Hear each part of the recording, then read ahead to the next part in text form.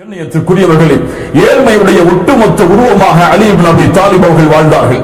ஏழ்மையுடைய அந்த ஏழ்மையை விவரிக்கவே முடியாது. அதுவும் யார் அவர்கள்? முஹம்மது ரசூலுல்லாஹ்வுடைய வளர்ப்பில் வளர்ந்தவர், முஹம்மது ரசூலுல்லாஹ்வுடைய குடும்பத்தார், ஒரு உலகத்துடைய தலைவருடைய குடும்பத்தில் பிறந்தவர், அந்த குடும்பத்தில் வளர்ந்தவர், அல்லாஹ்வுடைய தூதருடைய வீட்டின் பட்டறையில் தன்னுடைய வாழ்க்கையை வளர்த்தெடுத்தவர், அல்லாஹ்வுடைய தூதருடைய மகளை திருமணம் முடித்தவர். அல்லாஹு அக்பர். சாதாரண ஏழ்மை அல்ல. ஒரு முறை ஃபாத்திமா ரலியல்லாஹு அன்ஹா அவருடைய கரத்தை அலி இப்னு அபி தாலிபுக்கு காட்டுகிறார்கள். அல்லாஹு அக்பர்.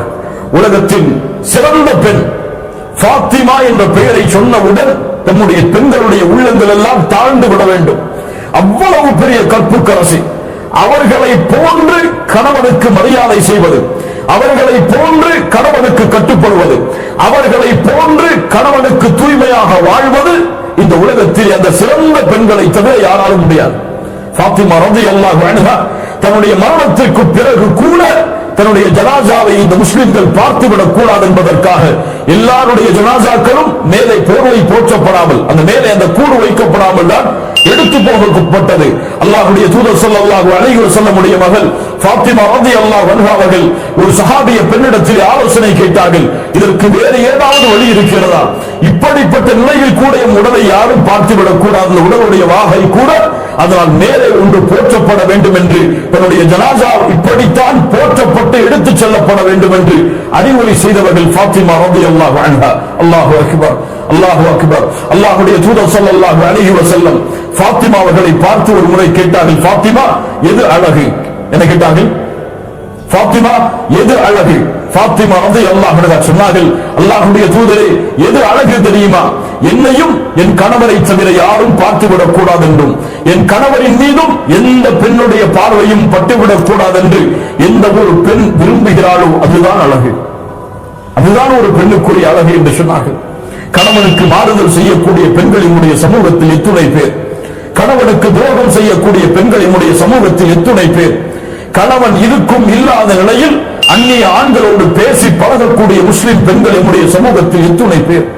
அல்லாஹ்வை அஞ்சிக் கொள்ள வேண்டாம் அவர்கள். இந்த ஃபாத்திமா ரலியல்லாஹு அன்ஹாவுடைய வரலாற்றில் அவர்கள் பாடத்தை படித்துக் கொள்ள வேண்டாமா? ஃபாத்திமா ரலியல்லாஹு அன்ஹா அலி இப்னு அபி தாலிப் அவர்களிடத்திலே கரத்தை விரித்து காட்டுகிறார்கள். கரமெல்லாம் அப்படியே இறுக்கப்பட்டிருக்கிறது. வேலை பார்த்து பார்த்து பார்த்து கைகள் எல்லாம் தழும்புகள் விழுந்திருக்கிறது முஹம்மது ரசூலுல்லாஹ்வுடைய மகளுக்கு. அல்லாஹு அக்பர். எவ்வளவு பெரிய ஏழ்மை பாருங்கள். அலி இப்னு அபி தாலிப் இடத்திலே சொன்னார்கள், என் கணவரே, என் தந்தை இடத்திலே சென்று யாராவது போரிலே கைதிகள் அடிமைகளாக இருந்தால் வாங்கி விடுவோமா?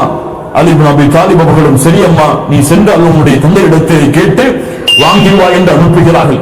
உலகத்துடைய தேவைக்காக ஃபாத்திமா ரலியல்லாஹு அன்ஹா தன்னுடைய தந்தையை சந்திக்க வருகிறார்கள். தந்தை யாரிடத்திலேயோ பேசிக் கொண்டிருக்கிறார்கள். கேட்பதற்கு மனம் வரவில்லை. உலகத்துடைய தேவையை மறுமைக்காக வாழக்கூடிய முஹம்மது ரசூலிடத்திலே கேட்பதற்கு ஃபாத்திமா அவர்களுக்கு மனம் வரவில்லை. ஆயிஷா ரலியல்லாஹு அன்ஹா அவங்க இடத்திலே சொல்லிவிட்டு சென்று விடுகிறார்கள். என்னுடைய கஷ்டம் இது, என்னுடைய சிரமம் இது, என்னுடைய கரங்கள் எல்லாம் காய்த்து விட்டது.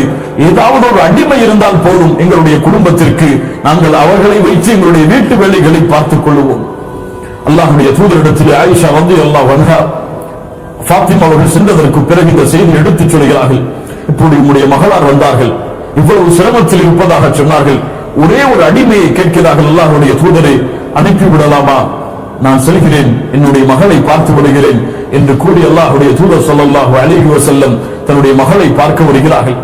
அலி அவர்களை அழைக்கிறார்கள், வாருங்கள் அலி, என் பக்கத்தில் உட்காருங்கள். யா ஃபாத்திமா, நீங்களும் வாருங்கள், என் பக்கத்தில் உட்காருங்கள்.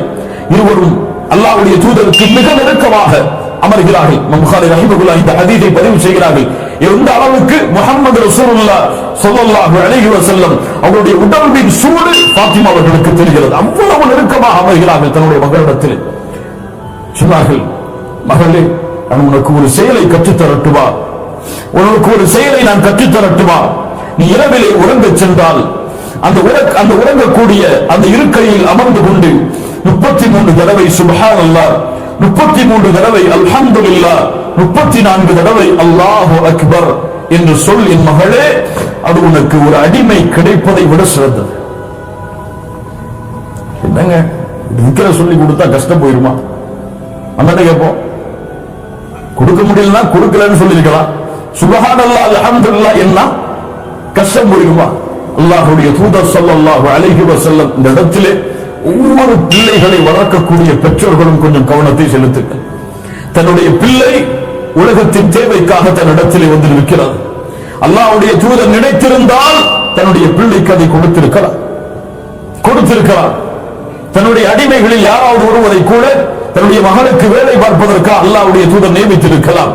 ஆனால் உலகத்துடைய தேவை வந்த பொழுது, மகளே மறுமையின் தேவைக்காக நீ உன்னுடைய கவனத்தை திருப்பு என்று தன்னுடைய மகளை வளர்த்தெடுத்த முறை முஹம்மது ரசூலுல்லாஹ் ஸல்லல்லாஹு அலைஹி வஸல்லம். ஏன் என் மகளே, உன் கஷ்டம் நீங்க வேண்டுமா, உன் சிரமம் நீங்க வேண்டுமா, உன்னுடைய உடலுடைய சோர்வுகள் எல்லாம் அகல வேண்டுமா, அல்லாஹ்வை துதி, அல்லாஹ்வை புகழ்.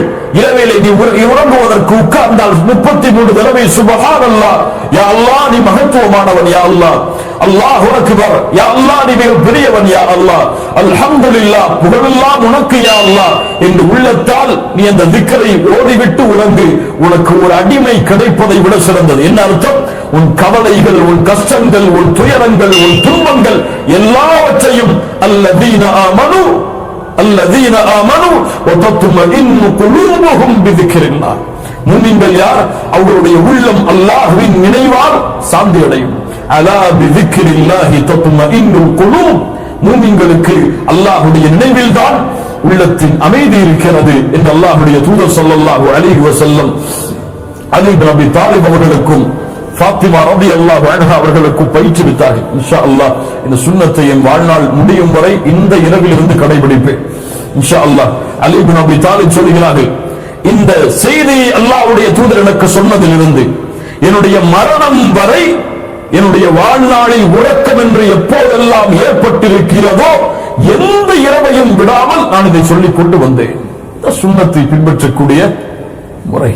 அப்போது கேட்கப்படுகிறது, சிஃபீனுடைய யுத்தம் உங்களுக்கு எதிராக முஆவியா அவர்களுக்கும் உங்களுக்கும் நடந்த, 2 முஸ்லிம்களுக்கு நடந்த அவ்வளவு பெரிய மன கஷ்டத்தில் நடந்த அந்த யுத்தம், அந்த யுத்த களத்தின் இரவில் கூடவா நீங்கள் மறக்கவில்லை? அலி இப்னு அபி தாலிப் சொன்னார்கள், அந்த இரவும் மறக்கவில்லை, இதை செய்தேன்.